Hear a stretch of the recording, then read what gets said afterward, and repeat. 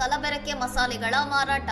ಕೊಲೆ ಪ್ರಕರಣದ ಆರೋಪಿ ಸಿಯಾ ಗೋಯಲ್ ತಂದೆಯ ಅಂಗಡಿ ಸೀಲ್ ಮಾಡಿದ ಎಫ್ಡಿಎ. ಪುಣೆಯ ಮಾರ್ಕೆಟ್ ಯಾರ್ಡ್ನಲ್ಲಿ ಪರವಾನಗಿ ಇಲ್ಲದೆ ಮತ್ತು ಆಹಾರ ಸುರಕ್ಷತಾ ಮಾನದಂಡಗಳನ್ನು ಉಲ್ಲಂಘಿಸಿ ನಡೆಯುತ್ತಿದ್ದ ಬಿಜಿ ಗೋಯಲ್ ಅಂಡ್ ಕಂಪನಿ ಅಂಗಡಿಯನ್ನು ಮಹಾರಾಷ್ಟ್ರ ಆಹಾರ ಮತ್ತು ಔಷಧ ಆಡಳಿತ ಸೀಲ್ ಮಾಡಿದೆ.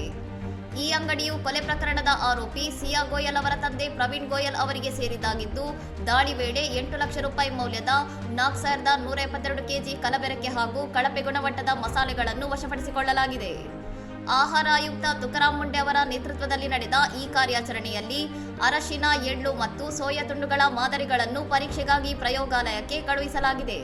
ಪರವಾನಗಿ ಪಡೆದ ಸ್ಥಳದ ಬದಲು ಬೇರೆ ಕಡೆ ವ್ಯವಹಾರ ನಡೆಸುತ್ತಿದ್ದುದು ಮತ್ತು ಲೇಬಲಿಂಗ್ ದೋಷಗಳು ಸೇರಿದಂತೆ ಹಲವು ಗಂಭೀರ ಉಲ್ಲಂಘನೆಗಳು ಬೆಳಕಿಗೆ ಬಂದಿವೆ.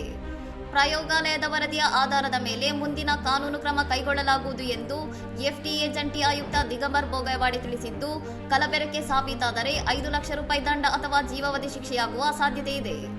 ರಾಜ್ಯಾದ್ಯಂತ ಕಲಬೆರಕೆ ಆಹಾರ ಮತ್ತು ಹಾಲಿನ ಉತ್ಪನ್ನಗಳ ಮಾರಾಟದ ವಿರುದ್ಧ ಕಟ್ಟುನಿಟ್ಟಿನ ಅಭಿಯಾನವನ್ನು ಎಫ್ಡಿಎ ಮುಂದುವರಿಸಿದೆ. ಇನ್ನಷ್ಟು ಸುದ್ದಿಗಳಿಗಾಗಿ ನೋಡ್ತಾ ಇರಿ ಸೌರಂ ಟಿವಿ.